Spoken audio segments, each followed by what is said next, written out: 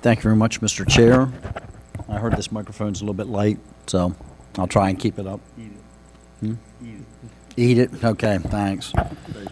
Yeah, just to start off, I'm always amused by the references to the immigration that took place in our country from the late 1800s to the early 1900s, which never, when our colleagues are talking about, never mentions the requirement that these immigrants had to have sponsorship from citizens here in our country, and the fact that they were not provided with this incredibly large social safety net of federal support that costs the taxpayers across this country somewhere in the neighborhood of $150 to $500 billion a year, which we can't even keep track of because so much of this money is being laundered through non-governmental organizations.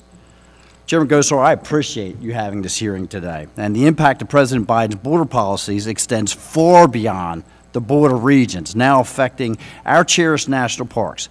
Just last week, we discussed the harms inflicted upon Montana's tribal lands. But it is not just the tribes that are being affected. It's the entire West and the natural beauty that our parks and our countries hold most sacred. President Biden, Secretary Mayorkas, and their entire administration have no interest in border security. We have long since established that. We've seen what this administration and their allies in New York have done by allowing illegal aliens to reside on Floyd Bennett Field, turning a once beautiful park into a third world slum. These destructive policies are not only affecting Americans' park access and enjoyment, but also local communities and farmers are being harmed by uncontrolled immigration, as evidenced by Bozeman, Montana, 29% increase in felony cases over the past year, and that is attributed directly to the illegal immigration that's taking place on the southern border. Additionally, fentanyl seizures by Montana Highway Patrol have increased from 188,823 doses in 2022 to a staggering 398,522 doses in 2023, resulting in the loss of 80 Montanans to fentanyl in 2023. So this crisis is touching the entire country. We must secure the border and protect the lives of our citizens. If we had a tally of death and destruction to the tune of 75 to 90,000 people a year that was being caused by gunmen coming across the border, we would attack that country. But meanwhile, we allow it to sit wide open because it's the southern border and fentanyl coming across. Furthermore, the northern border must not be forgotten. U.S. Customs and Border Protection reported that fiscal year 2023 saw 189,000 northern land border encounters, which is a 73% increase from 2022. And a 597% increase from 2021.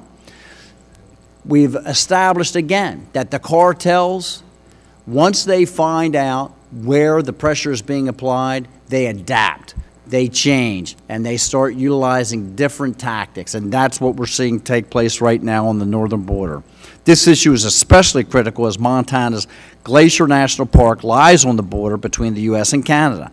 President Biden and his administration must provide real solutions for our border and help preserve the safety and beauty of our nation and its parks. You folks are dealing with this directly. Ms. Williams, when you talk to fellow Assembly members, do they share the same concerns that you do, or are you just an isolated outlier?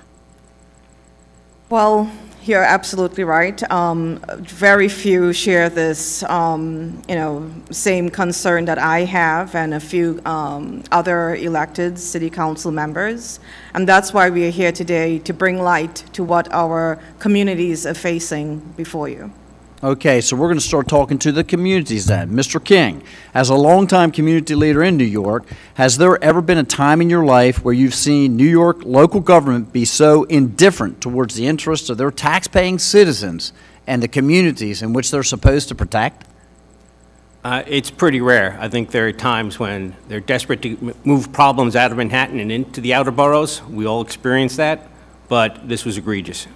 So on the grassroots level, what have you seen regarding the outcry related to the usage of Floyd Bennett Field and the extreme cost the city is undertaking to house these illegals? Well, taxpayers in general don't like the amount of money that's being spent, essentially $1,200 a cot per month, and everything that goes with that.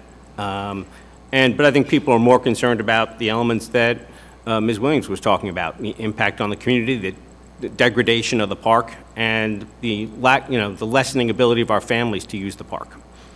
And I can tell you, as a member of the House Veterans Affairs Committee, I wish that this administration was as concerned about caring for our veterans as they are for caring and spending the money and the investment on the illegal aliens that we are seeing now.